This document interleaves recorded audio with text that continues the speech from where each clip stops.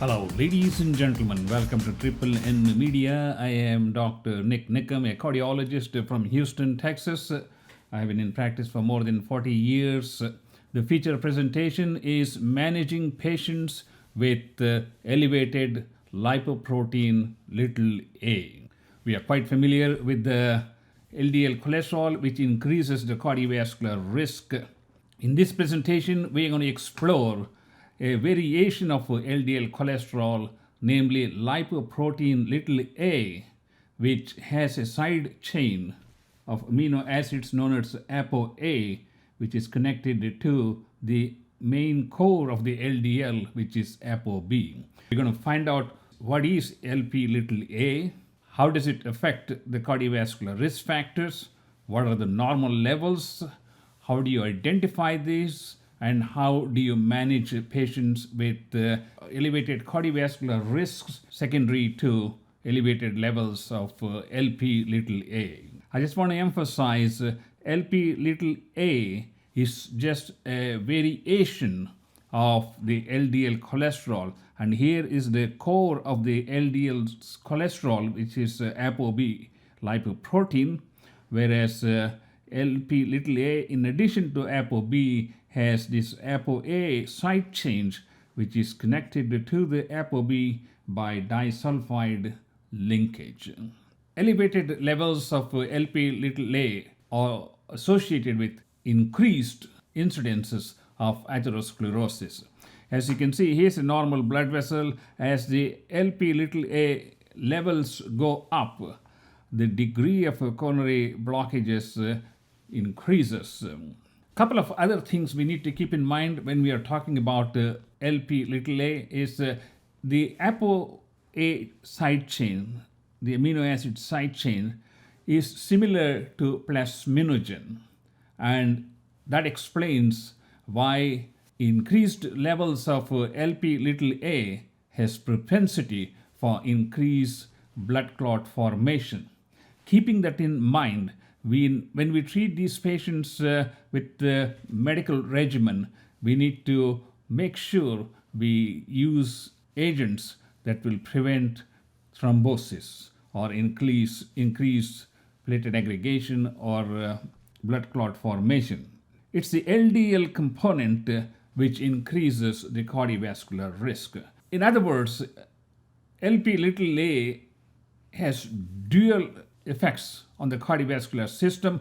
One, increasing the risk of increased LDL deposition in the atherosclerotic plaques, and second, the increased propensity for blood clot formation. So let's look at what are the normal levels of LP little a, when do we need to get concerned, and how do we diagnose the elevated levels of LP little a, and what do we do when we get something like this. One thing we need to keep in mind is the elevated levels of LP little a, especially the significantly elevated levels of LP little a is genetic. That means when you are looking at that person, you should be looking at the immediate family members to see if they have the same form of elevated LP little a. We are looking at studies, what particular values they are using to express the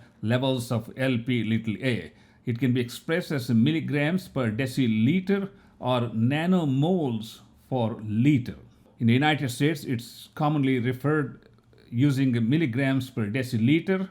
The desirable level is less than 30 milligrams per deciliter. The borderline is 30 to 50. Anything greater than 50 milligram per deciliter is considered increased risk for cardiovascular disease. On the nanomole side, we have less than 70 nanomoles is desirable. Anything greater than 125 nanomoles is associated with increased cardiovascular risk. How many people have this elevated LP little a? And who do we actually screen? So that's the next question. And if you look at here, 80% of the people, both men and women, have LP little a's less than 50 milligram percent. And it's about 20% of the people. Out of that, maybe a very small percentage which have greater than 100 milligram per deciliter. And it is this population that we need to be concerned about, because they are at a significantly higher risk of developing cardiovascular problems, and there are appropriate steps we can take, which I'm going to talk about in a minute, that can help to reduce the LDL cholesterol level, the LP little a, and see how much benefit we can get from reducing the LP little a. And here, as we can see, 1 out of 14 heart attack patients and 1 out of 7 patients with aortic valve disease have elevated levels of LP little a cholesterol.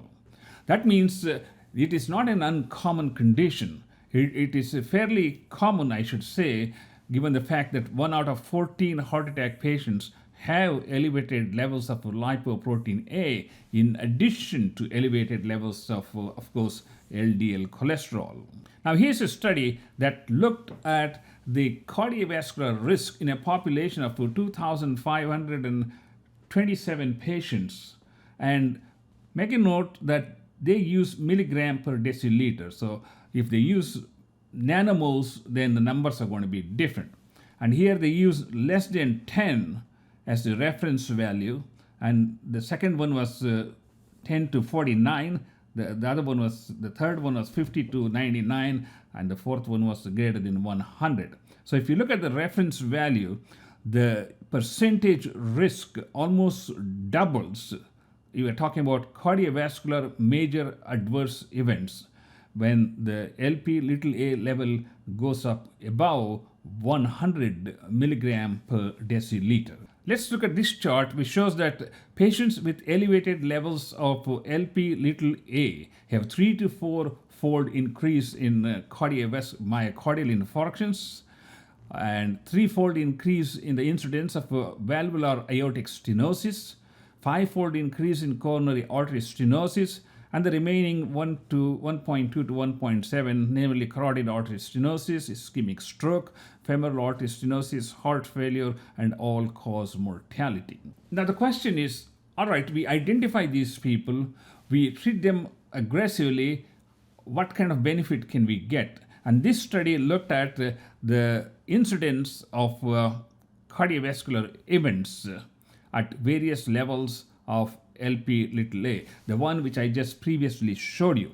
So they concluded that by lowering LP little a by 50 milligram per deciliter, it can lead to a reduction in the cardiovascular secondary prevention by 20%. So just like when we reduce the LDL cholesterol, there is a reduction in the incidence of cardiovascular diseases. Reducing the LP little a also reduces, but not to the extent that we see with LDL cholesterol. Okay, how do we look for patients who have elevated levels of LP little a? If there's a family history of premature heart disease, if there's a family history of premature heart attack, and if the patient has 2 or more other risk factors like hypertension, diabetes, or smoking, these patients need to be screened for LP little a. And if we see there's an increased level of LP little a, they need counseling. We need to improve all cardiovascular risk factors, from smoking, from weight, from sugar control, from hypertension control, and cholesterol control. All these things are listed here, called the Life's Essentials at the American Heart Association website. All these patients' family members need to be screened for, since this is a genetic disorder, and identify these patients at an early stage and manage them according to these management protocols so that we can minimize the risk of cardiovascular events. As you can see, patients with elevated levels of LP little a have 3 to 4 fold increase in the incidence of myocardial infarctions, aortic valve disease, and coronary artery disease. That's something we can address by managing these patients aggressively. It is also recommended to look for calcium score. If the calcium score is above normal, then these patients need to be started on lipid lowering therapy, and along with that, they need to be on aspirin. The reason they need to be on aspirin is because LP little a acts like plasminogen. It increases the propensity for blood clot formation, and hence using antiplatelet agents, namely aspirin, would be appropriate along with the moderate to high intensity statins if these patients have significantly elevated LP little a associated with even coronary artery calcification. So, ladies and gentlemen, this is a very, very quick synopsis of what is LP little a and how it affects your cardiovascular risks. Who are the people prone for having elevated levels of LP little a, and how do we screen these patients and manage them? Thank you so much for watching this presentation, and please do subscribe to our YouTube channel. I will see you in the next presentation.